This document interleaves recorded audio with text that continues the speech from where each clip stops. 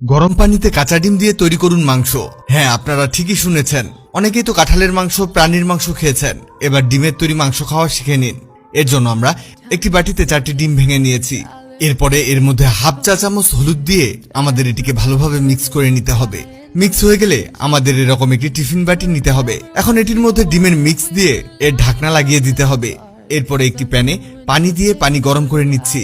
পানি গরম হয়ে এলে এর মধ্যে টিফিন বাটিটি দিয়ে দিব। এটি আমাদের পুডিং এর মতো রান্না করে নিতে হবে। প্যানের উপরে ঢাকনা দিয়ে কিছুক্ষণের জন্য আমাদের রেখে দিতে হবে। এতে ভিতরের ডিম সিদ্ধ হয়ে আসবে।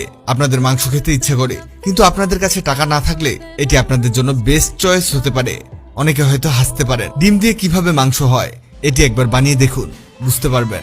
আমাদের পুডিং এর মতো হয়ে গেছে। এখন এটি বের করে নিব। দেখতে পাচ্ছেন আমরা কিভাবে বের করে নিচ্ছি।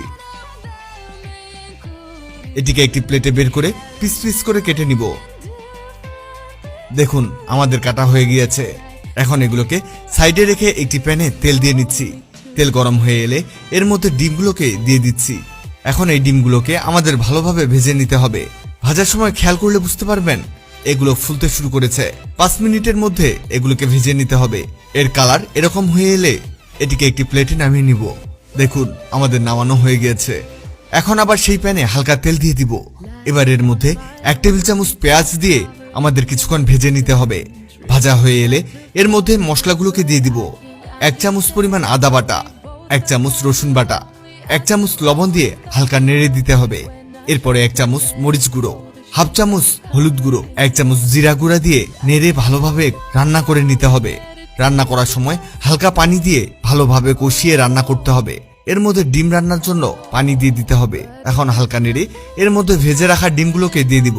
এখন এগুলোকে আমাদের ভালোভাবে নেড়ে চেড়ে রান্না করতে হবে। মাংস যেভাবে রান্না করে ঠিক সেভাবেই কষিয়ে রান্না করে নিতে হবে। এটি রান্না হতে হতে আপনাদেরকে বলে দেই, আগের ভিডিওতে কমেন্ট করেছেন বরিশাল থেকে সাকিব, পশ্চিমবঙ্গ থেকে এসকে আলতাফ হোসেন, মালয়েশিয়া থেকে MD Iqbal Hossain, south Africa থেকে জয় খান। আপনারা যারা কমেন্ট করেছেন আপনাদের ধন্যবাদ। আপনি পৃথিবীর কোন প্রান্ত থেকে ভিডিওটি দেখছেন কমেন্ট করুন, যাতে পরবর্তী ভিডিওতে আপনাকে ধন্যবাদ জানাতে পারি। আমাদের রান্না এমন হয়ে আসলে এটিকে নামিয়ে নিতে হবে। দেখুন এটি দেখতে কতটা সুন্দর হয়েছে। এখন একটি চামচের সাহায্যে এটিকে একটি প্লেটে নামিয়ে নিচ্ছি। আপনারা দেখতেই পাচ্ছেন এটি দেখতে কলিজা ভুনার মতো লাগছে। এটি একবার খেলে বুঝতে পারবেন না এটি ডিমের তৈরি, আর এটির টেস্ট মাংসের মতোই। বাসায় হুট করে মেহমান চলে আসলে এটি বানিয়ে খাওয়াতে পারেন। বাসায় ডিম থাকলে অবশ্যই এটি বানিয়ে খাবেন। এটি বাসায় ট্রাই করলে আমাদের সাথে ফিডব্যাক শেয়ার করতে ভুলবেন না। ভিডিওটি ভালো লাগলে লাভ ইউ একদিন, খারাপ লাগলে হাহারি একদিন। এমন সব ইউনিক রেসিপির ভিডিও পেতে ন্যাচারাল বিউটি হ্যাক্স রেসিপিকে লাইক ও ফলো দিয়ে রাখুন।